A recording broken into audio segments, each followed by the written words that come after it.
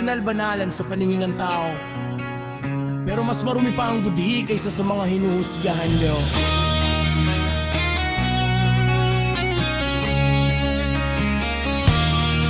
Nakatingin ka na parang santo, akala mo malinis ang dugo mo.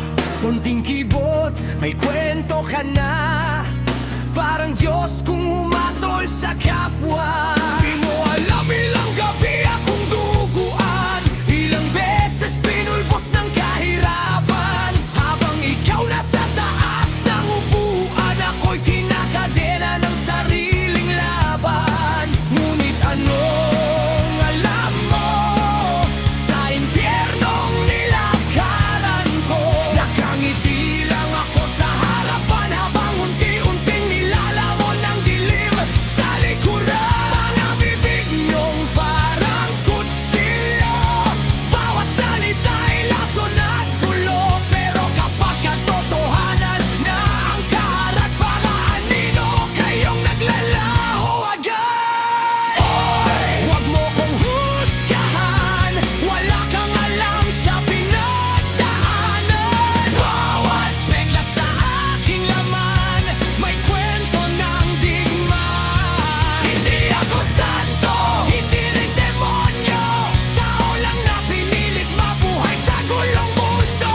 Kaya bago mo kong ibawon sa puti, siguraduhin mong malinis ka kahit saglit.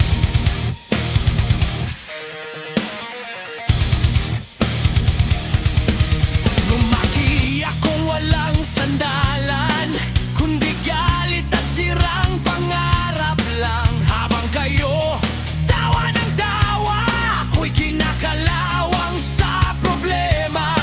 Mga matang mapagmataas, kala mo hindi nabubulok ang pagkatao nyo balang oras. Manghari-harian sa tsismisan, pero mga duwag pagtotohanan. At kung madilim man ang tingin mo sa akin, mas madilim ang budhing tinatago nyo rin. Pinapatay nyo ang tao sa salita, tapos magdarasal na parang banal pagka-uwi sa simbahan. Hindi nyo alam, hindi nyo nakita kung paano ako bumangon sa bawat pagdurog ng tadhana. At kung galit kang naririnig mo ngayon, hindi to yaban, ito ang sigaw ng taong matagalan niyong nilubog sa hukay. Nakakapagod maging tahimik habang paulit-ulit kang dinudurog. Nakakasawang intindihin ang mundo kung ang balik sa'yo'y puro paghusga. Kaya ngayon, iba